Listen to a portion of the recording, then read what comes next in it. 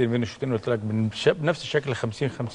بالنسبه لفرص الفريقين لان انما على الواقعيه وعلى الارض وعلى الورق وعلى الامكانيات انا شايف ان كان سموحه النهارده في الشوط الاول كان اكثر خطوره على النادي الاهلي، في الشوط الثاني اكثر تحكما واستحواذا وانتشارا على كل مجريات الشوط الثاني. في امور كثيره جدا عجبتني في سموحه. واحد،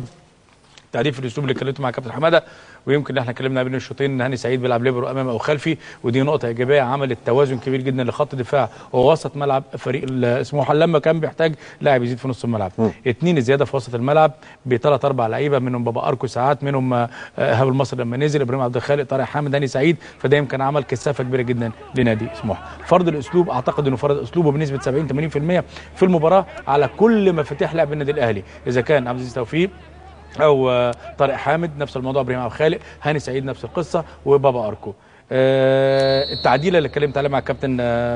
حماده، الشوط الاول بركات كان عامل شغل شويه نسبي يعني، الشوط الثاني هم كان ابراهيم عبد الخالق بيلعب رايت بيلعب وسط امامي في الشوط الاول، الشوط الثاني يا كابتن من اول دقيقه جابوا ابراهيم عبد الخالق حطه كوسط ايسر عشان يلعب بركات، وفعلا تعب وما حسيناش لا بركات ولا تشريف فضيل، وده ذكاء من المدرب قاعد قاري الجيم. ايهاب المصري لما نزل هو الراجل برضه عمل تغييره ثانيه تكتيكيه، خلى ايهاب المصري يلعب مكان ابراهيم عبد الخالق، وراح ملعب ابراهيم جنب طارق حامد في حته القلب عشان يزود ويعمل كثافه امام العمق الدفاعي اللي عمله هاني سعيد والياس ومعتصم سالم، ودي قمه برضه التركيز بالنسبه للمدرب اثناء المباراه. اللعب بطريقه بعد خروج هاني العجيزي 5-4-1،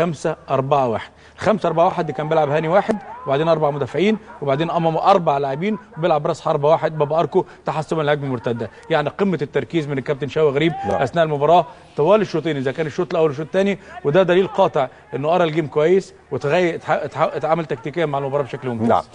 معنا على الهاتف قبل ما اروح للكابتن علاء ابراهيم